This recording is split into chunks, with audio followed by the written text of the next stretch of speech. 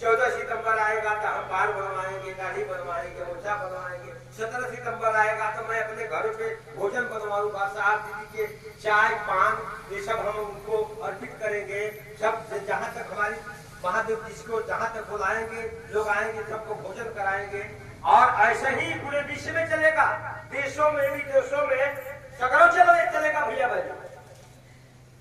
और आपकी समस्या यही है कि 17 सितंबर जब आए तो अपने ही घर में अपना भोजन बनाइए और साहब दीदी को खिलाइए, गुरु को खिलाइए। एक कप चाय, एक गिलास पान गुरु को साहब को रखिए, एक गिलास पानी का जल रखिए और अपनी आत्मा को महादेव के साहब से की आत्मा को, अपनी आत्मा को महादेव के जुटाने के लिए साहब से विनती करिए कि हे महादेव मेरे जीवन को आप महान ही बना सकते हैं और साहब दीदी आप ही के द्वारा मेरी जीवन महान हो। अब गुरु के द्वारा नहीं हो। जो काम हमने गुरु का कर रहे हैं अब वो काम हम यदि साहब को करेंगे तो हमारा जीवन तो अथल हो जाएगी, क्योंकि पहुंचाने वाला है यही महादेव के पास, यही साहब और हरिद्रानंद भैया जी और नीलम दीदी पहुंचाएंगे। देखिए कार्य को शुरू करने से पहले मैं गरीब वाणी को मैं बताया इसलिए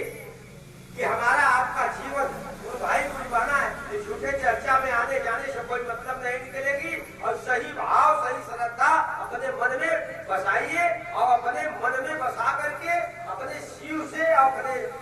माता पार्वती और साहब दीदी से वो अपना प्रेम रखिए, जो प्रेम आपके अपने घरों में अपने परिवारों से होता है। अब मैं महादेव का 2 लाइन इस शबरी के धरती पे गुरु के चरणों में साहब का शोक मनाते हुए मैं गुरु का वंदना बोलूंगा। गुरु का काम करने जा रहे हैं और 2 लाइन गुरु का मैं वंदना बोलूंगा और 2 लाइन में महादेव का कीर्तन बोलूंगा और 2 लाइन में महादेव का जागरण बोलूंगा और फिर इसके बाद में मैं गुरु को और साहब को आमंत्रित करूंगा कि हे महादेव जैसे आप आकर के मंच पर बैठे ऐसे आज हमारे साहब हरिद्रानंद जी और नीलम दीदी की आत्माएं और जो हमारे परिवार से जितने गुरु भाई गुरु बहना के परिवार से गए हैं, धरती छोड़ कर चले गए हैं, सभी को आत्माओं को आज लिया करके